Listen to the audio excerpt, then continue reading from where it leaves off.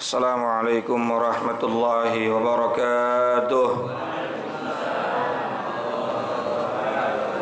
Bismillah, alhamdulillah, salatu wassalamu ala rasulillah Sayyidina maulana Muhammad ibn Abdullah wa ala alihi wa sahbihi wa man tabi'ahu wa walah wa la hawla wa la quwwata illa billah, amma ba'du. Hadratil mukarram yang mulia, para alim, para ulama, para guru, bil khusus guru kita Kiai Haji Dr. Andes Muhammad Ja'far, Kiai Haji Ahmad Habibi Abdul Rashid Ramli, Kiai Haji Zulfa Mustafa Muqarrab bin Yusuf. Kita doakan beliau-beliau semua mudah-mudahan sehat afiat dan barokah ilmunya buat kita semuanya, amin ya rabbal alamin. Pengurus Majelis Ukhuwah Islamiyah Bapak Haji Basroin, Ustaz Haji Muhammad Tahir, pengurus Masjid Babur Rahim, dan seluruh para jamaah, bapak, ibu, dan saudara-saudaraku yang semoga semuanya dimuliakan oleh Allah Subhanahu wa Ta'ala. Puji syukur kita panjatkan ke hadirat Allah. Alhamdulillah sampai hari ini kita diberikan sehat afiat, panjang umur, masih bisa hadir di Majelis Ta'lim Ukhuwah Islamiyah yang mungkin hari ini adalah tawakuf sementara. Insyaallah kita akan ketemu lagi ba'da Syawal. Maka mudah-mudahan hadirnya kita, duduknya kita, ngajinya kita seluruhnya akan dicatat sebagai amal ibadah yang akan Allah ganti dengan fadilah dan pahala dunia dan akhirat. Al-Fatihah bil qabul wa ila hadratir rasul ala hadhihi niyyah wa ala kulli niyatin salihah wa ala man wa salafus salih wa ila hadratin nabil mustafa sayyidina wa habibina syafi'ina karimina maulana Muhammadin sallallahu alaihi wa alihi wa sahbihi wa sallam wa ala alihi wa azwajihi wa dhurriyyatihi wa li baitil kiram. Nakhusu khasatan li hadrati muallif hadzal kitab Sayyidi Syekh Zainuddin bin Ali al-Malibari al-Fannani, Sayyidi Syekh Nawawi bin Umar al-Jawi al-Bantani wa usulihima wa furu'ihima wa dhawil huquqi alaihima ajma'in. Anallahu yu'li darajatin fil jannah wa yu'idu alaina min barakatihim wa asrarihim wa anwarihim wa ulumihim wa nafa'atihim fid dini wad dunya wal akhirah. Wa ila hadratin nabiy al-Fatihah. أعوذ بالله من الشيطان الرجيم. بسم الله الرحمن الرحيم. الحمد لله رب العالمين الرحمن الرحيم مالك يوم الدين. إياك نعبد وإياك نستعين اهدنا الصراط المستقيم صراط الذين أنعمت عليهم غير المغضوب عليهم ولا الضالين. Rabbi ighfirli wa liwalidayya, amin. Bismillahirrahmanirrahim. Qala al-musannif rahimahullahu ta'ala, nafa'na bi'ulumihi wa amadna bi asrari fid dharain, amin. Si halaman 63 apa? Ya. Lalu akhlak itu ungkapannya adalah berikutnya: syafiqan la la'anan, senantiasa memiliki belas kasihan dalam hati, la la'anan, dan bukan orang yang selalu melaknat. Enggak dikit-dikit ngelaknat, dikit-dikit ngelaknat.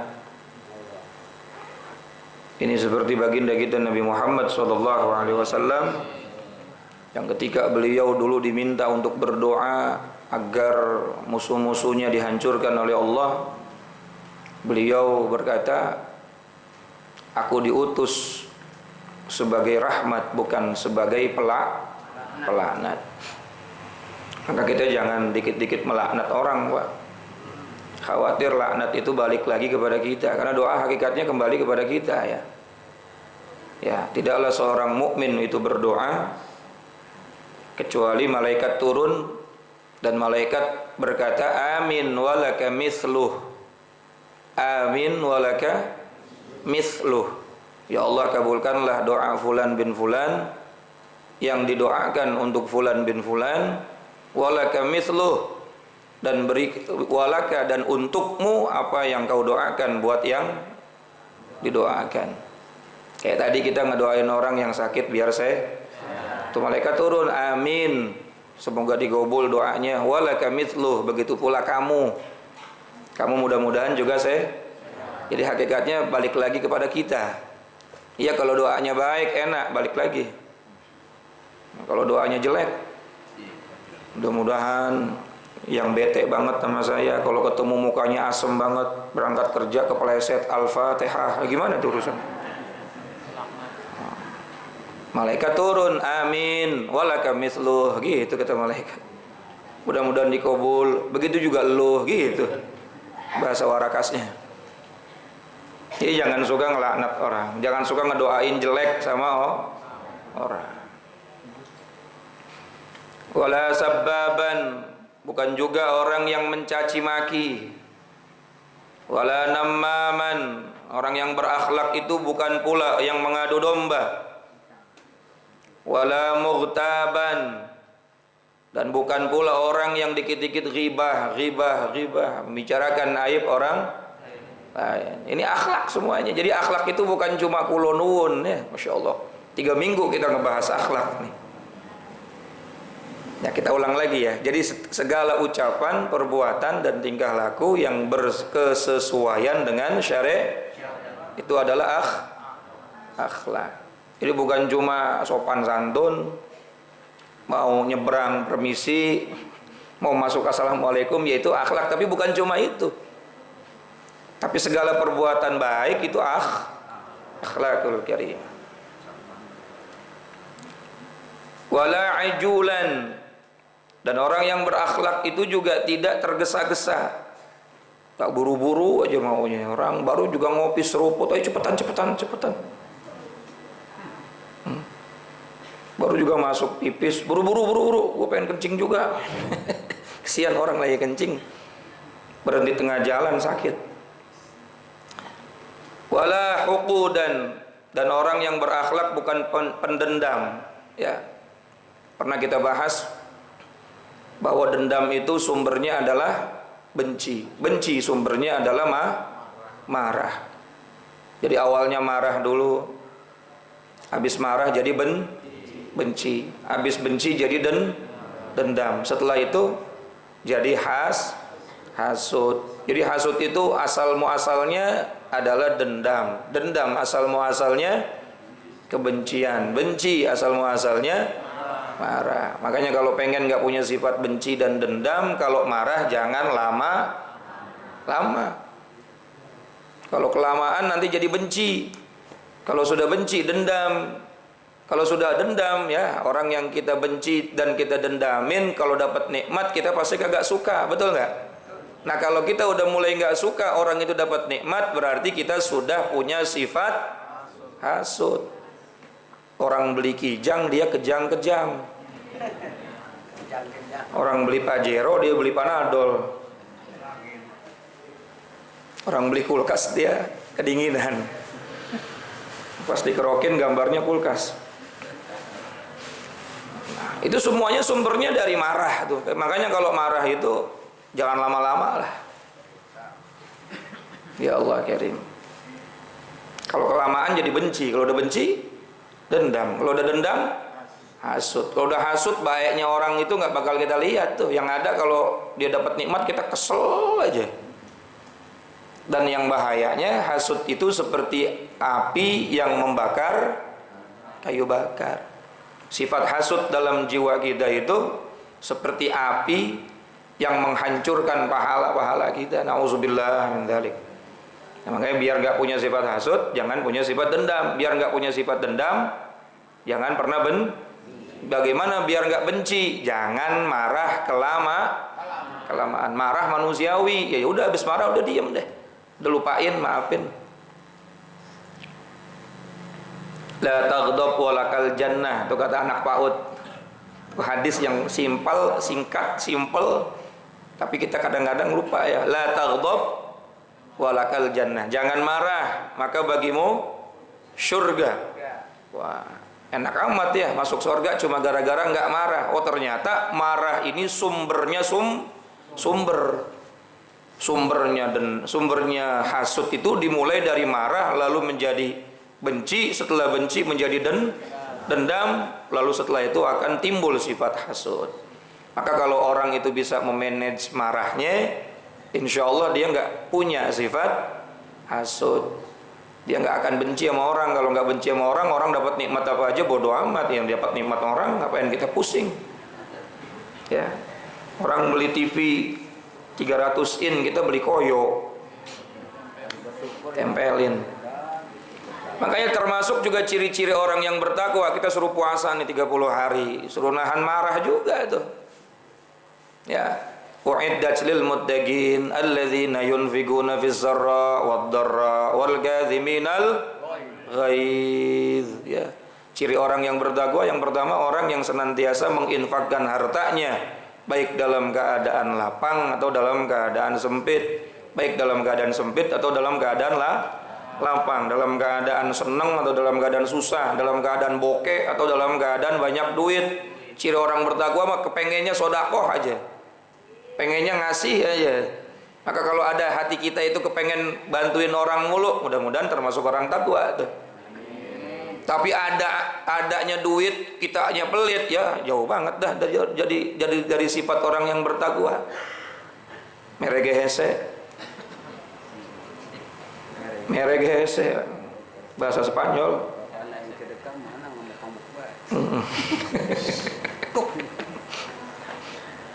Wal kadhiminal ghaid, kemudian bukan cuma itu, ciri orang bertakwa adalah kadhiminal ghaid, bisa memanage rasa marah, emosi. Ya marah itu manusiawi, tapi nggak lama marahnya, habis itu udah dia lupa aja. Wal afina 'anin nas, dan mudah untuk memaafkan kesalahan manusia. Gampang maafin orang kalau dia nggak kelamaan marahnya, insya Allah. Tanpa syarat kalau perlu. Udah nggak usah dia datang, gue udah maafin. Banyak tuh cerita. Ya, ada sahabat Nabi SAW selalu dibilang ahli syurga. Dia ahli syurga. Kemana-mana ketemu sama Nabi, ini ahli syurga nih, orangnya dia nih. Sampai-sampai para sahabat cemburu. Kenapa dia selalu dibilang ahli syurga? Ternyata setiap hari dia berkata, aku maafkan orang-orang yang hari ini menyakiti hatiku, mencaci maki diriku, menghina diriku. Aku maafkan mereka semua. Mudah maafin kesalahan orang lain. Rasulullah bilang dia ahli syurga. Tapi setelah dia sholatnya, jangan, yang penting maafin orang, nggak usah sholat masuk surga. Nah, PA lagi begitu. Ya, artinya sholatnya tidak ditinggal, puasanya nggak ditinggal, kewajiban tetap dikerjakan, lalu disempurnakan dengan mudah memaafkan kesalahan orang lain.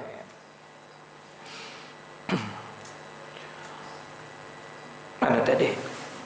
Wala bakhilan. Orang yang berakhlak juga bukan orang yang bakhil. Nah, wala hasudan, dan bukan orang yang mendengki, orang yang hasud. Ya, tadi itu hasud itu cirinya karahiyatun ni'matu 'alal ghair, membenci nikmat yang Allah kasih kepada orang lain. Jadi gampang evaluasi diri, nggak usah ngomongin orang, ya kita diri sendiri aja.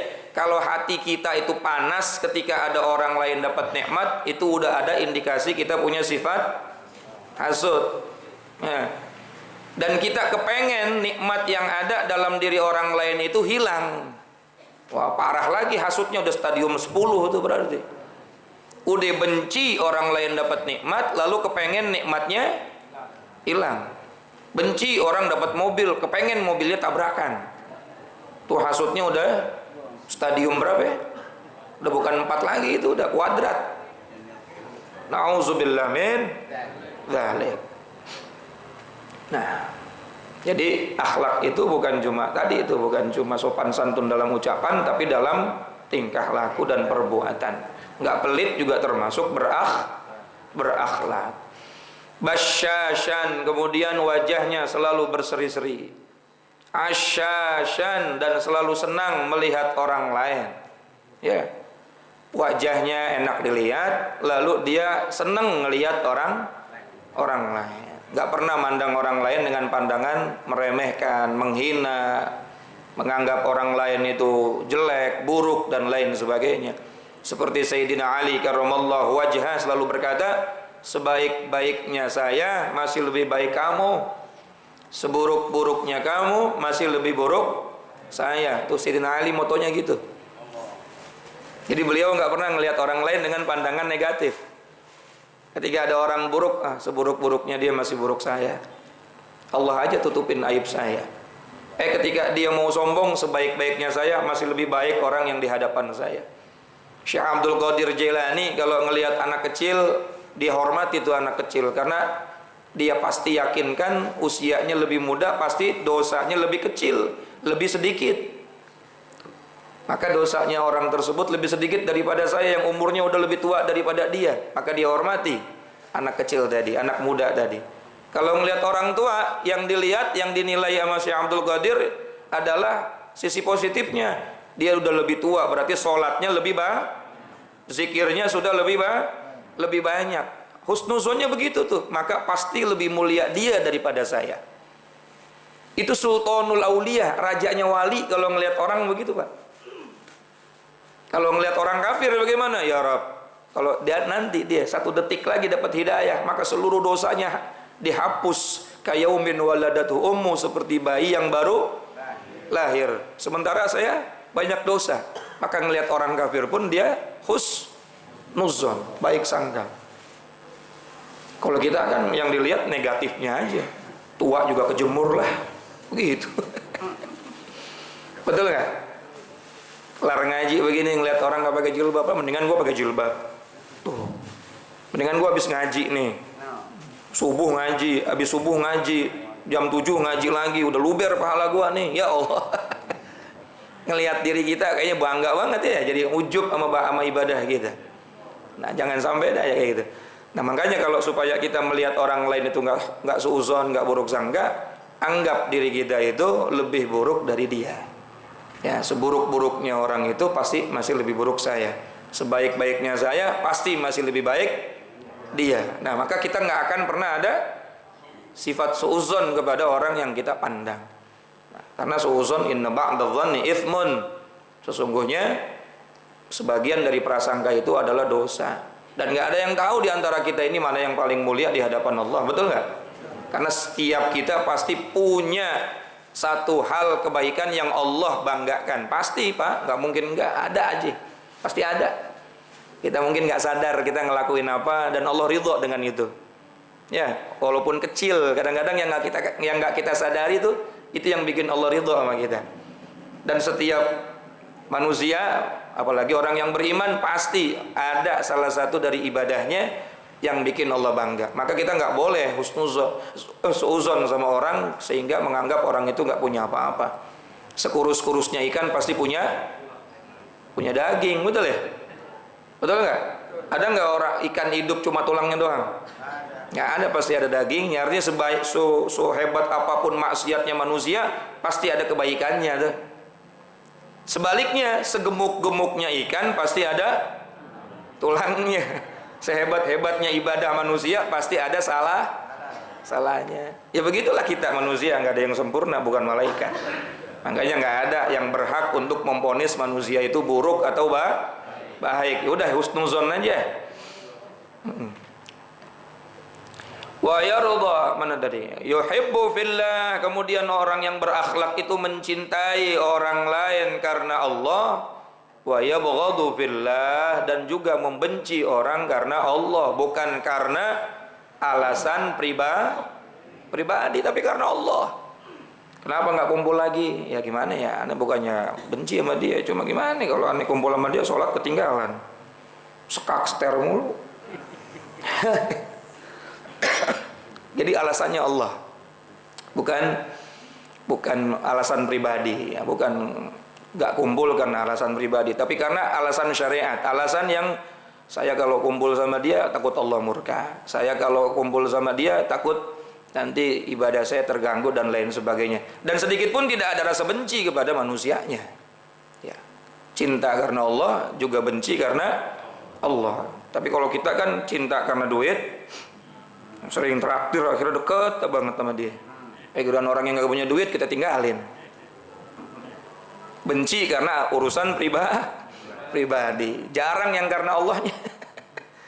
ya. Nah, ini saya cuma baca kitab doang, Pak. Gitu. Wa yarda fillah, wa yaghdabu fillah. Ridha karena Allah dan juga marah karena Allah. Kita ridha kepada orang lain karena Allah, lalu kita marah juga kepada orang lain karena Allah. Karena maksiatnya, bukan karena manusianya.